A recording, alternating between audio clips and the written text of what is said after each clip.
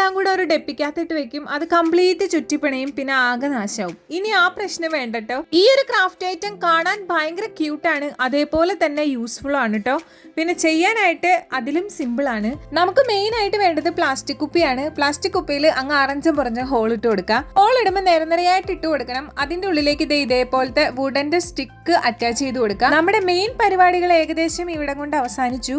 പിന്നെ രണ്ട് സൈഡിലുള്ള ഹോളില്ലേ, അതിന് നടുക്കായിട്ടൊരു കുഞ്ഞു ഹോൾ ഇതേപോലെ ഇട്ട് കൊടുക്കണം. എല്ലാത്തിൻ്റെയും നടുക്ക് ഇട്ട് കൊടുക്കണേ. നമുക്ക് നൂല് അതിക്കൂടെ ഇങ്ങനെ പുറത്തേക്ക് എടുക്കാനുള്ളതാണ്. അത് കഴിഞ്ഞിട്ട് നമ്മുടെ ഓരോ നൂലും വുഡൻ സ്റ്റിക്കിൽ ഇങ്ങനെ അറ്റാച്ച് ചെയ്ത് കൊടുക്കുക. ഈ ഒരു ക്രാഫ്റ്റ് ഐറ്റം ഉണ്ടാക്കി കഴിഞ്ഞപ്പോൾ എനിക്ക് ഫീൽ ചെയ്തത് ഇത് വേണമെങ്കിൽ ഒരു ടേബിൾ ഡെക്കോറായിട്ട് വരെ ഉപയോഗിക്കാം. അത്രയ്ക്ക് ഭംഗിയാണ്, കളർഫുള്ളും ആണ്. മെഷീനിൽ തയ്ക്കാൻ വേണ്ടി നൂല് ഉപയോഗിക്കുന്നവർക്ക് ഇതൊരു യൂസ്ഫുൾ ഐറ്റം അല്ല.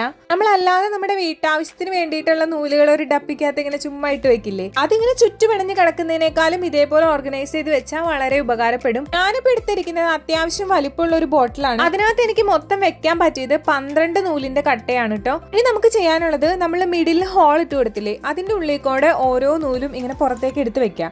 ആവശ്യം നേരത്ത് നമുക്ക് അതിനകത്തുനിന്ന് ജസ്റ്റ് ഒന്ന് വലിച്ചെടുത്താൽ മതി. കാണാനും നല്ല ഭംഗിയുണ്ട്, നല്ല അടിപൊളിയായിട്ട് യൂസ്ഫുള്ളും ആണ്, ഓർഗനൈസ്ഡ് ആയിട്ട് ഇരിക്കുകയും ചെയ്യും. ഭംഗിയുടെ കാര്യത്തിൽ എനിക്ക് ഒട്ടും കുറവ് തോന്നിയില്ല. മൊത്തത്തിൽ എനിക്ക് ഭയങ്കര സാറ്റിസ്ഫാക്ഷൻ കിട്ടിയ ഒരു ക്രാഫ്റ്റ് ആണ് കേട്ടോ ഇത്. എനിക്ക് മാത്രമല്ല, അമ്മയ്ക്കും ഇത് ഭയങ്കരമായിട്ട് ഇഷ്ടപ്പെട്ടായിരുന്നു. നിങ്ങളപ്പോൾ നിങ്ങളുടെ വീട്ടിലോ ഒന്ന് ട്രൈ ചെയ്ത് നോക്കണേ. അപ്പോൾ എല്ലാവർക്കും ബൈ.